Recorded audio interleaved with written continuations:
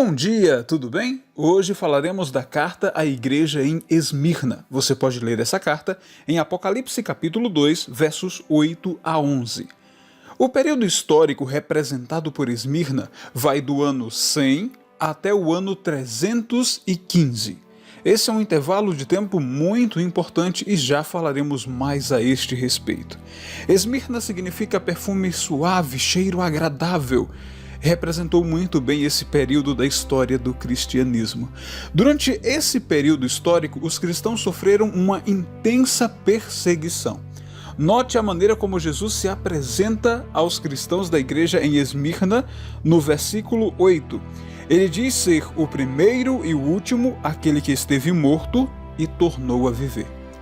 Jesus aqui demonstra empatia pelos cristãos. Perceba, durante o período da igreja em Esmirna, o cristianismo era tido como uma religião ilegal, e muitos dos cristãos daquela época foram brutalmente assassinados, alguns até mesmo como espetáculos nos coliseus, outros sentenciados à prisão e diversas outras penalidades. Ser um cristão em Esmirna significava quase que certeza de que se iria morrer. Jesus se apresenta para os cristãos de Esmirna dizendo: "Eu conheço a morte. Eu conheço essa experiência, eu já passei por isso. Eu sinto a dor que vocês estão sentindo." Sabe, querido irmão e querida irmã, isso é muito importante para os nossos dias também. Jesus conhece as minhas dores e as suas dores. Jesus conhece de perto as nossas aflições. Não se engane, Deus não está alheio ao seu sofrimento, às suas angústias. Deus te conhece e conhece bem de perto. A igreja em Esmirna era uma igreja financeiramente pobre, mas era uma igreja espiritualmente rica. Nesse tempo, a pureza espiritual reinou dentro dessa igreja. Foi um período em que nenhuma heresia conhecida surgiu. Um período em que a igreja não tinha tempo de inventar heresias. Ao contrário, eles estavam empenhados em propagar a mensagem do evangelho, a mensagem genuína da cruz. E muitas pessoas foram alcançadas para o reino de Deus. A igreja em Esmirna sofreu tremendas perseguições. A maior de todas elas aconteceu entre os anos de 303 e 313.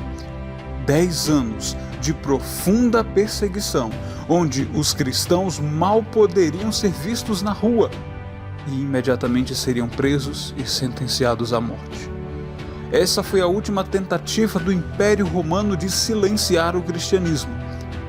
Mas Deus estava no controle, e o cristianismo crescia e crescia cada vez mais. Embora que o Império perseguisse e tentasse acabar com o cristianismo, o sangue dos mártires era como sementes, que ao caírem no chão produziam bonitas árvores que davam vários frutos. O cristianismo avançou, e avançou muito no período da igreja em Esmirna.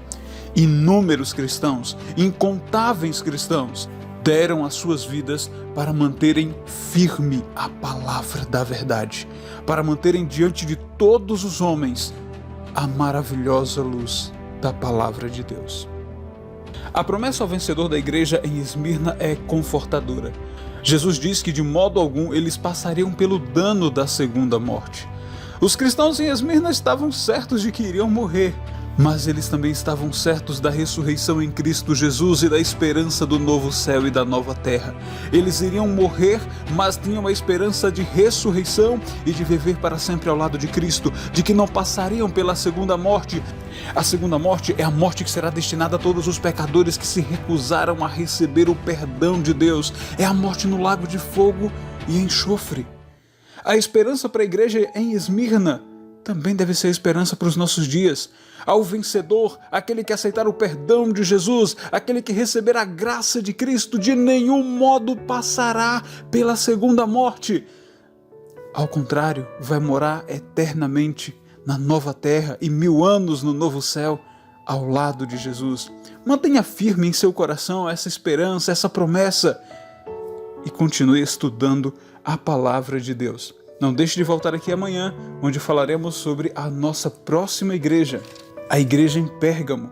Não deixe também de ler Apocalipse capítulo 2, versos 8 a 11. e conhecer um pouco mais sobre esse período histórico, a igreja em Esmirna. Que Deus te abençoe.